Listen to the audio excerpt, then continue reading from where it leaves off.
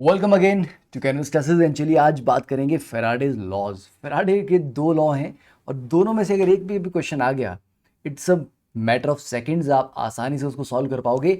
And all this 50 concept जो आपके जे NEET के लिए बहुत ज़्यादा इंपॉर्टेंट हैं, बिकॉज ये 50 कॉन्सेप्ट कवर करने का मतलब है 80 plus marks in JEE mains. Yes, 80 plus marks. तो watch all this videos, link is given, तो ऊपर आपको लिंक मिल जाएगा, डिस्क्रिप्शन में भी आपको मिल जाएगा और कैनवस क्लासेस की होम पेज पे भी मिल जाएगा। देखिए, फेराडे के दोनों लॉज को इकट्ठे समराइज करेंगे क्विकली। पहला लॉ आपने पढ़ा M is equal to Z I T. What is this M? It is the mass of any substance जो कि डिपॉजिट होता है किसी इलेक्ट्रोड पे, कि एनोड पे कितनी गैस निकली या कैथोड पे कितना मेटल डिपॉजिट हुआ, तो amount deposited on the electrode. Okay, Z I T, what is Z? Z is nothing but electrochemical equivalent. What is that? E upon 96,500. And what is this E? It is the equivalent weight of the element. जिस metal को आप deposit कर रहे हो, जैसे मान लीजिए copper deposit हो रहा है, तो ये कॉपर का इक्विवेलेंट वेट है। ठीक है, अगर एल्यूमिनियम डिपॉजिट हो रहा है तो ये एल्यूमिनियम का इक्विवेलेंट वेट है। और इक्विवेलेंट वेट होता क्या है? Molar weight upon N factor. और एन फैक्टर क्या होता है? वैलेंसी। जैसे कॉपर का वैलेंसी कितना है? 2, तो कॉपर का एन फैक्टर कितना आएगा? 2। तो कॉपर का अगर आप इक्विवेलेंट वेट निकालेंगे तो वो उसका एटॉमिक वेट डिवाइड बाय 2 होगा। एल्यूमिनियम की वैलेंसी कितनी होती है? 3, तो इसका इक्विवेलेंट वेट कितना हो जाएगा? इसका एटॉमिक वेट डिवाइड बाय 3। समझे? तो वैसे आप ई लिख सकते हो। तो ई आई टी अपॉन 96,500। यहाँ पर ध्यान देना कि जो आई है it must be in amperes. Current को एम्पियर्स में लेना है और टाइम को सेकेंड्स में ही लेना है। ठीक है, do not make any mistake है। तो यहाँ से आप निकाल सकते हैं अमाउंट डिपॉजिटेड। ठीक है, तो अमाउंट डिपॉजिटेड निकल जाएगा, या इफ दे हैव गिवन कि अमाउंट इतना डिपॉजिट हुआ था, कितना टाइम लगेगा अगर हम इतना करंट पास करते हैं, तो you can also calculate using same. Now this formula is basically, ये कहाँ से डिराइव हुआ? ये डिराइव हुआ इस कॉन्सेप्ट से कि 1 फैराडे चार्ज 1 ग्राम इक्विवेलेंट को डिपॉजिट करता है। मतलब देखिए, अगर आपको एग्जांपल लिखूं मैं, copper 2 positive plus 2 electron gives you copper. Okay, तो अब इसमें आप ये लिख सकते हैं कि सर 1 मोल कॉपर 2 पॉजिटिव को 2 मोल इलेक्ट्रॉन्स की जरूरत है। 1 mole of copper 2 positive ions will require 2 mole of electrons to generate copper solid. Fine. तो बच्चों, 2 मोल इलेक्ट्रॉन्स पे कितना चार्ज होता है? 1 मोल इलेक्ट्रॉन्स पे जो चार्ज होता है उसको 1 फैराडे कहते हैं। तो 2 मोल इलेक्ट्रॉन्स पे जो चार्ज हुआ वो 2 फैराडे हुआ। तो मतलब 2 फैराडे की रिक्वायरमेंट थी 1 मोल कॉपर जनरेट करने के लिए। तो 1 फैराडे से कितना हुआ? Half mole copper. और half mole copper is nothing but 1 gram equivalent copper, क्योंकि कॉपर का एन फैक्टर 2 है तो उसके 1 मोल में 2 इक्विवेलेंट होते हैं। समझिए? तो 1 मोल कॉपर जनरेट करने के लिए 2 फैराडे लगे। वैसे एल्यूमिनियम की बात कर लीजिए, इसका क्या है यहाँ पे? 3 इलेक्ट्रॉन्स। तो 1 मोल को रिड्यूस करने के लिए 3 फैराडे चाहिए। ठीक है, या फिर आप बात करिए कि 1 फैराडे से 1/3 मोल रिड्यूस होंगे, मतलब 1 ग्राम इक्विवेलेंट रिड्यूस होगा। तो जितने ग्राम इक्विवेलेंट्स उतने ही फैराडे उसको लगते हैं। समझे? तो ये आपका फर्स्ट लॉ है। सेकंड लॉ क्या बोलता है कि अगर हमारे पास नंबर ऑफ सेल्स सीरीज में लगे हुए हैं, जैसे कि ये एक सेल है, ये एक और सेल है, इनको कनेक्ट किया है सर्किट के थ्रू और सीरीज में है। सीरीज में आपने पढ़ा हुआ है कि करंट सेम होता है। तो बेटा, जितना करंट इस सिस्टम में जाएगा उतना ही करंट दूसरे सेल में भी जाएगा। और अगर सेम टाइम तक जाएगा तो चार्ज कितना होता है? आई इंटू टी। अगर करंट सेम है और सेम टाइम के लिए फ्लो कर रहा है तो मतलब दोनों सेल्स में जो चार्ज पास हुआ वो बराबर है ना? तो मतलब बराबर फैराडेज पास हुए, तो जितने फैराडे इस सेल में गए उतने फैराडे यहां पे गए। तो if same charge is passing through both of the cells और all the cells in the series, तो नंबर ऑफ इक्विवेलेंट जो डिपॉजिट होंगे वो भी सेम होंगे। क्योंकि अगर यहाँ पे 2 फैराडे घूम रहा है तो 2 इक्विवेलेंट यहाँ पे डिपॉजिट होंगे, 2 इक्विवेलेंट यहाँ पे भी डिपॉजिट होंगे। तो मतलब यहाँ पर अगर कॉपर डिपॉजिट हो रहा था और यहाँ पर सिल्वर डिपॉजिट हो रहा था, तो जितने इक्विवेलेंट्स कॉपर के हैं उतने ही सिल्वर के भी डिपॉजिट होंगे। तो नंबर ऑफ इक्विवेलेंट्स को इक्वेट कर देंगे हम। नंबर ऑफ इक्विवेलेंट्स क्या होते हैं? Given weight upon equivalent weight. बस, तो ये आपका इक्वेशन आ जाएगी, इसमें वैल्यू पुट करिए और आपका जो भी आपको कैलकुलेट करना था वो आपका आंसर निकल जाएगा। तो they are Faraday's law. Simple, सरल। ठीक है, आई होप आपको समझ आ गए होंगे।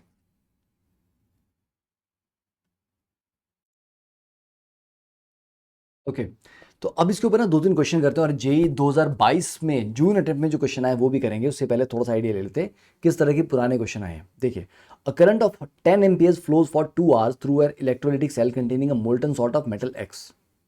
एम्पियर में करंट दे दिया है ना, टाइम आपको दे दिया, मोल्टन सॉल्ट था किसी मेटल का।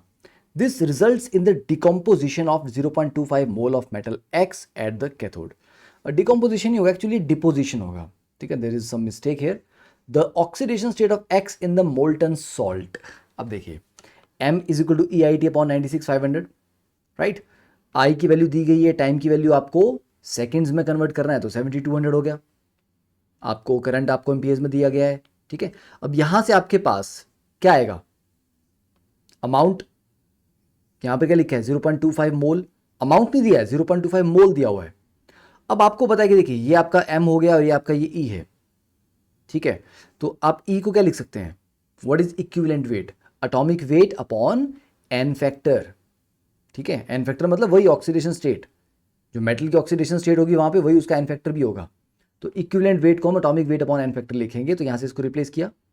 ओके, अब मास अपॉन एटॉमिक वेट कितना आ जाएगा, 720 अपॉन n इंटू 965। तो मास अपॉन एटॉमिक वेट क्या होता है, given weight upon atomic weight क्या होता है, वही तो होता है नंबर ऑफ मोल। तो यही तो आपको 0.25 दिया गया है, तो यहाँ से 0.25 पुट किया, बाकी डेटा को पुट किया, आंसर विल बी +3। तो n की वैल्यू आपकी 3 आ जाएगी। देखिए, सेम इक्वेशन को अप्लाई करके डायरेक्टली, मतलब बिल्कुल भी दिमाग का दही करने वाला क्वेश्चन नहीं था, it was clear, put the value get the answer. Next question, how many electrons would be required to deposit 6.35 gram of copper. तो कितना अमाउंट डिपॉजिट करना है, 6.35 at the cathode during the electrolysis of an aqueous solution of copper sulphate.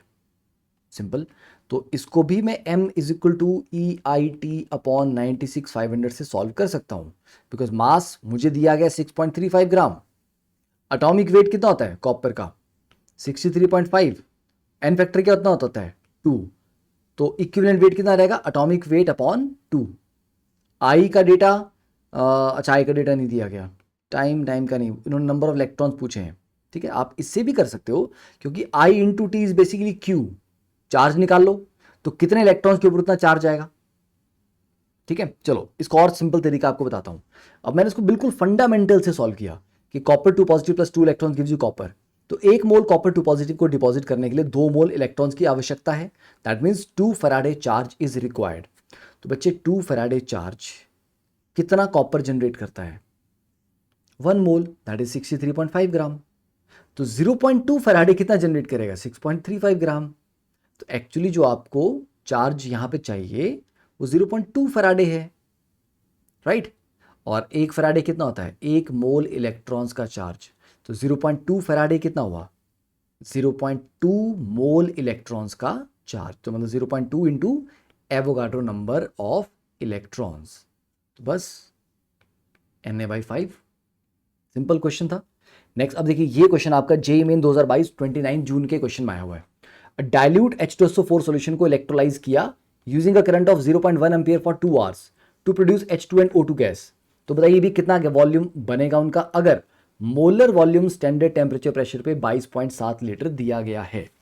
अब आपको पता है, आपने बचपन में पढ़ा भी है, वाटर का जब हम इलेक्ट्रोलाइसिस करते हैं स्लाइटली एसिडिक सॉल्यूशन में, तो ये क्या बनता है 2H2 प्लस O2, राइट।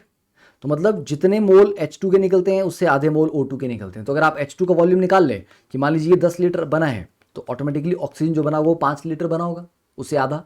तो आपको दोनों को कैलकुलेट करने की जरूरत नहीं है, किसी एक को कर लो। ठीक है, तो इसमें अगर मैं बेटा कैथोड की बात करूं तो कैथोड पे रिडक्शन कैसा हुआ होगा, H पॉजिटिव आयंस कि 2H positive plus 2 electron gives you H2, right. तो इसका मतलब हुआ कि 1 मोल H2 बनाने के लिए 2 फैराडे चार्ज की आवश्यकता थी। ठीक है, अब चलो अब यहां पर देखते हैं मेरे पास एक्चुअली चार्ज कितना पास हुआ, 0.1 एम्पियर इंटू 2 आवर्स, है ना।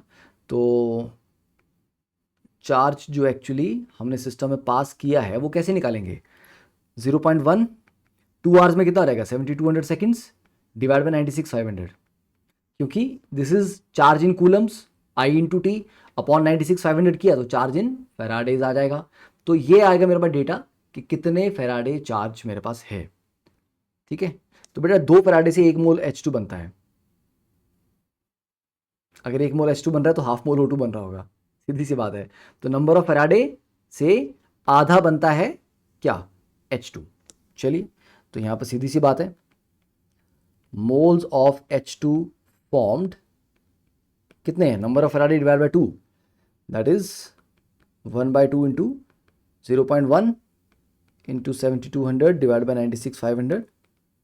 और मोल ऑफ O2 फॉर्म्ड वो H2 से भी आधे बनते हैं, 1/4 इंटू 0.1 इंटू 7200 डिवाइड बाई 96,500। अरे मतलब आराम से इसको सॉल्व कर लो यार, मैं कैलकुलेशन करने की मूड में नहीं हूँ यहाँ पे। तो इसको सॉल्व कर लिया आपने, टोटल नंबर ऑफ मोल मिल जाएंगे। तो मोलर वॉल्यूम तो किसी भी गैस का फिक्स होता है, अब मोल किसी के भी हो तो दोनों के मोल ऐड करो और देख लो कितने मोल बन रहे हैं, उसको 22.7 से मल्टीप्लाई कर लो। ठीक है, तो फाइनल आंसर क्या रहेगा आपका, mole of H2 plus mole of O2 को मल्टीप्लाई करो 22.7 से, दैट इज योर आंसर।